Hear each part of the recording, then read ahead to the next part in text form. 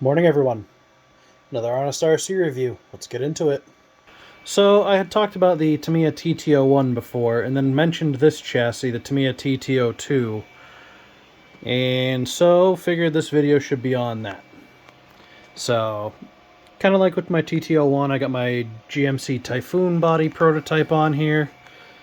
You can see I was a little off on the wheelbase on this, so I had to kind of make it fit.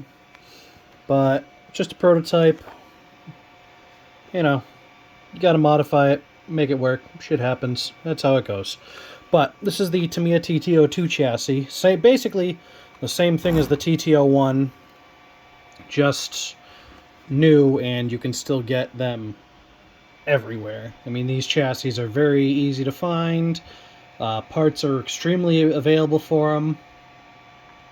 You can pick up one of these chassis as a roller, or as a kit, anywhere from Amazon to eBay. Somewhere anywhere between 100 and 150 bucks, or you can get them as a ready-to-run unit for a little bit more. Depending on where you sourced your trucks from, or chassis, or cars, or depending on where you purchase them, the price varies a bit, but it's somewhere between the $100 and $200 range. Now, as you can see, I mean, this thing's taken some tumbles. That's been scuffed. That's been scuffed. This thing's taken a few rollovers. So let's figure out why. I mean, if these sticky street tires don't clue you in a little bit, let's figure out why this thing rolls over a lot. Now, with the body off, you can see that it's a bone stock chassis with a 3800 kV brushless motor in there, powered by a Fuse brushless ESC, and it's got a nice big old servo in there. But this chassis, basically the only thing that's done to it is bearings. Everything else is stock, unlike the TT-01 where I upgraded the prop shaft. That'll be something I do on this one eventually. But for now, this one's staying as is because it works great.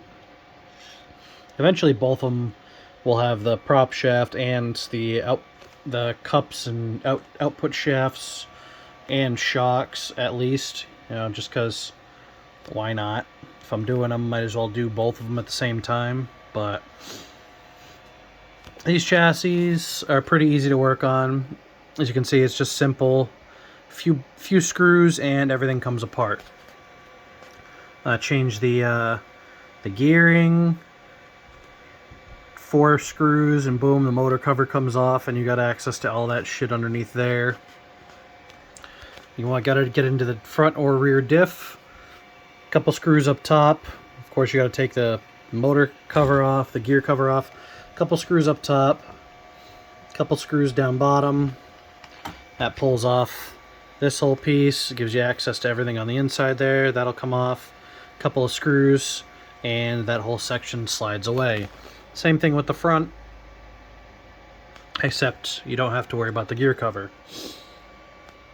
Fairly simple to work on. Parts are pretty readily available for these things, seeing as how they're still being made, and they are everywhere. Again, my only real issue with this chassis, just like with the TT-01, is space, except for the fact that this chassis has a little notch here that gives it a little bit extra room for larger ESCs. So at least this chassis, they accommodated for, swapping out the electronics to whatever you see fit. If it's brushed, you can easily put in a bigger system. I mean, there's a little bit of space in between the motor and the ESC there. Unlike with the TT-01 where there is no space whatsoever, this is basically up against the ESC. There's a little bit more chassis space here, so I like that.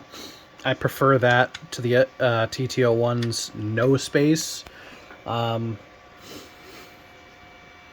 than that, they're basically the same exact chassis. This one's got a couple of improvements. Still a little bit of slop in the steering, but what do you expect when a steering setup like that? I mean, there's always going to be a little bit of slop, but it is what it is. This thing corners like a bat out of hell, and because of that, it likes to throw the body off because it'll start hopping. And even though I got super magnets holding this thing on, this is a fairly heavy body, and it does get thrown a lot. So I may end up switching from these super sticky tires to a set of 3D printed tires like these ones right here for my custom Wraith M4S Turbo Interceptor that I'm trying to make. Now, these printed TPU tires don't have anywhere near as much grip as these, so I should be able to, get a little bit of wheel spin, and maybe it won't bounce around so much and throw the body off. I'm gonna be able to get it to slide a little bit, because right now with these touring car tires, this thing hooks and books. But that's something for in the future. When I decide I don't want to run these rims and I want to run, something like on my Cyclone up there. Yeah. The difference is that only has printed wheels, not tires. That has actual, those tires came off of the, that was actually the tires that came with it. I pulled them off the wheels because I didn't like the wheels. So, yeah, I may end up swapping these out for printed wheels and tires eventually when I get around to it. But anyway, that's off on a different tangent here. Back to the subject that mattered. The TT-02, it's pretty easy to work on. It's fairly cheap. Parts are readily and easily accessible. I'd have to give this thing probably a 7 out of 10, just because it works good, it handles good, it's, again, fairly easy to work on. Parts are cheap. You can find these just about anywhere. Again, eBay, Amazon, wherever you decide to source your parts from. I'm sure some local hobby shops still carry these things because they are everywhere, and they've made so many of them. Aside from the space, my main actual concern with the longevity of using this chassis is these little plastic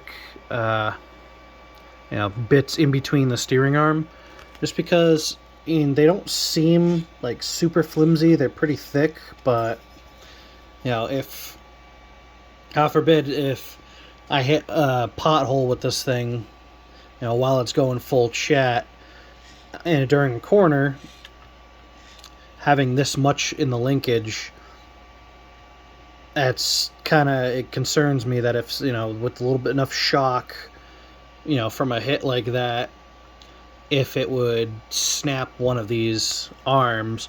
But they do make an aluminum kit that completely replaces every bit here with aluminum, so that might be something worth doing later on. I haven't had any issues with it yet, but that's something I'm keeping an eye out for, just because I've had enough of these plastic arms break with other trucks and just screwing around.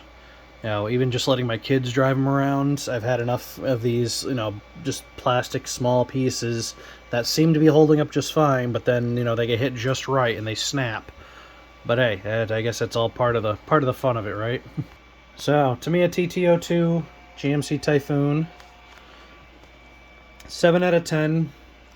Great chassis, easy, cheap. If you can pick one up, or if you're looking at just getting into drifting or touring car racing, it's definitely a nice beginner, easy place to start. Wallet friendly, budget friendly, and it's good to learn on.